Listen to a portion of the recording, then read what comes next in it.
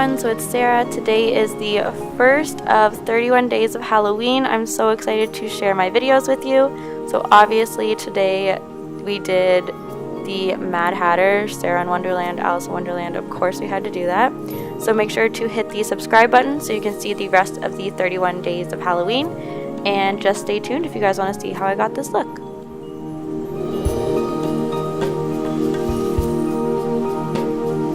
First, we are going to start off by gluing down our brows. So this is just to conceal your eyebrows so you can't see them as much.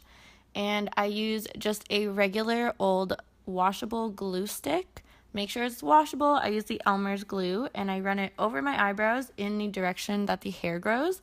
And then I'm going to take a spoolie brush and brush them upwards so that they lay flattest as possible against my skin. Then I just take a little bit of water on my finger and run it over the glue just to make sure it's smooth and you don't have any little bumps or bubbles. So all you do is you keep building this up. So I did about 3 or 4 layers. I didn't include the footage because we'd be here forever. Next, I'm just taking my Porefessional and I'm going to place this on where my pores are largest. And this is just because the paint that we're going to use really accentuates your pores. And then next, we are going to take the Makeup Forever Clown White Paint. So this is just a cream white paint and I'm going to take a beauty blender and stipple this all over my face. And I end up doing a couple coats of this because you'll notice that it's not totally opaque. And then when going over my eyebrows, I just really try and push the product in there.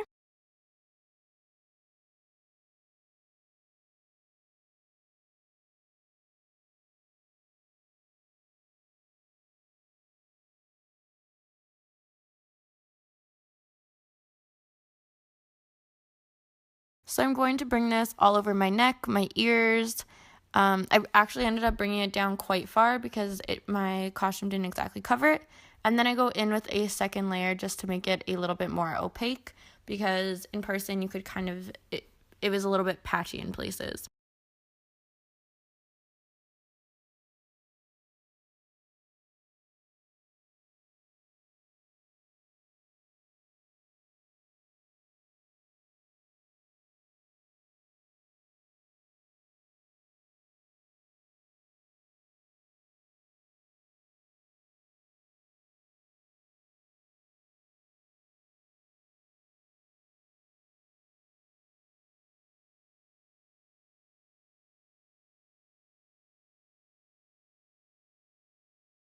So next, taking a white shade, this is the Morphe 35B palette. I'm just going to set the cream paint because it does stay quite tacky. And this way, if it's patchy at all, it'll just kind of help fill in those gaps. So next, I'm just taking some loose translucent powder. This is the RCMA powder, and I am packing this on. I mean, packing. Because like I said, this product stays extremely, extremely tacky. You can smudge it very easily. So the more you set it, the better.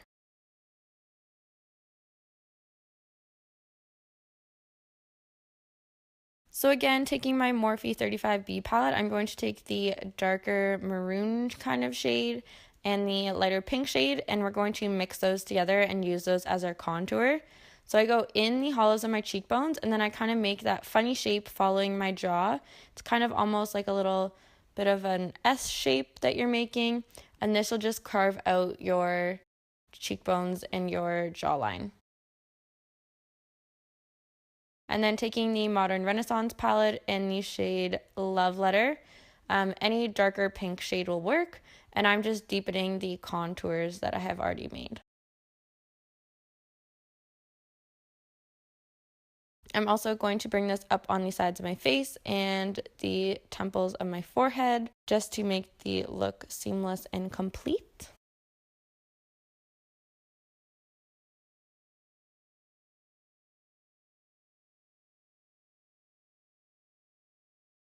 And then taking those same pink shades, I'm just going to contour my nose. So I am going in quite close to the brows and quite far down my nose. I tried to look at a picture of the Mad Hatter from the Tim Burton version and mimic that.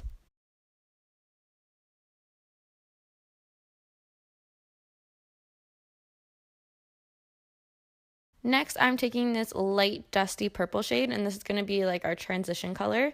So on the Mad Hatter's right eye, he actually has a purple eye, and on the other eye, it's a blue eye. So we're going to start with the purple, and we're going to take the lightest purple shade in the Morphe 35B palette and blend this up.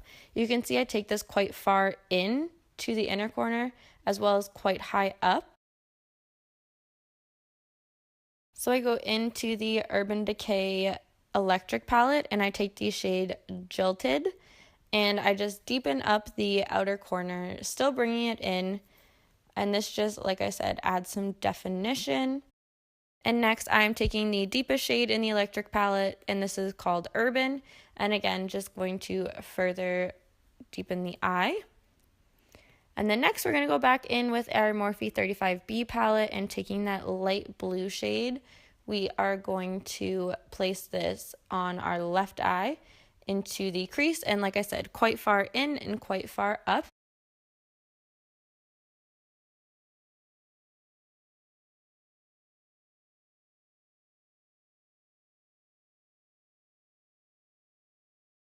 Next, taking the shade Gonzo from the electric palette, I'm going to put this a little bit closer into the crease, not as far up. We can make that nice transition.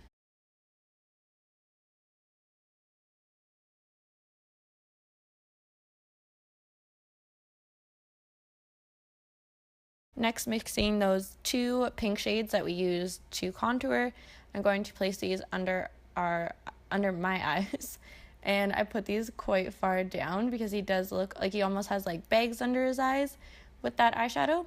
So I brought it quite far down, and then I did the same on the other eye.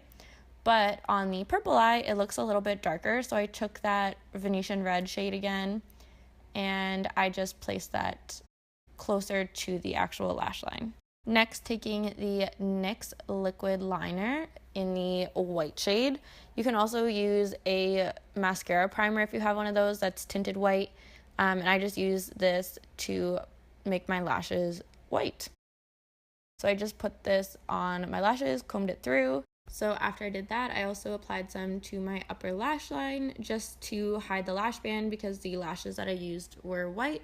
So they are actually Ardell number 13s, and I just again colored them with the white liquid liner. Next, I'm just taking a white pencil liner, and I'm going to apply this in my lower lash line.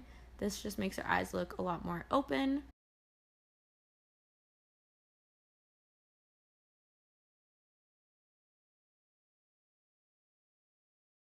And then again, I'm taking the same white liquid liner, and I'm going to apply this to my lower lashes. I feel like the lashes really sold the whole Mad Hatter look.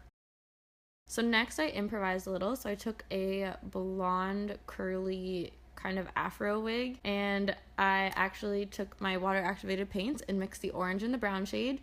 So I mixed a color to match my wig, and I painted some of the curly haired strands the same color. Then I used some lash glue, cut the curly haired strands, and I glued them to my face as eyebrows.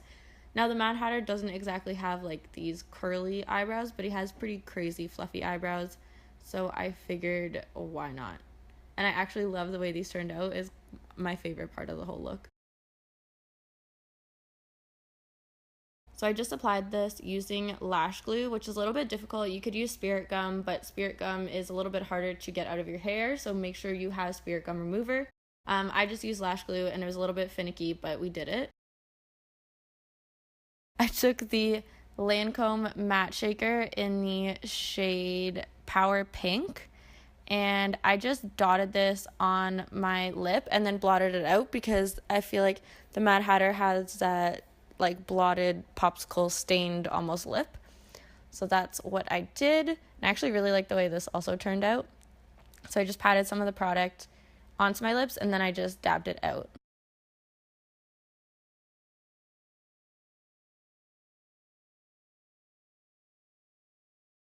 So I hope you enjoyed the first of 31 days of Halloween. I'm so excited for you guys to see what else I have in store.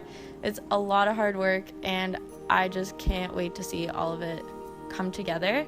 So a huge shout out to my aunt for making the Mad Hatter hat, and to Quintin, I will leave his Instagram handle in the down bar below, for helping me with the videography and the pictures. So I will see you guys all tomorrow for day 2. Bye everyone!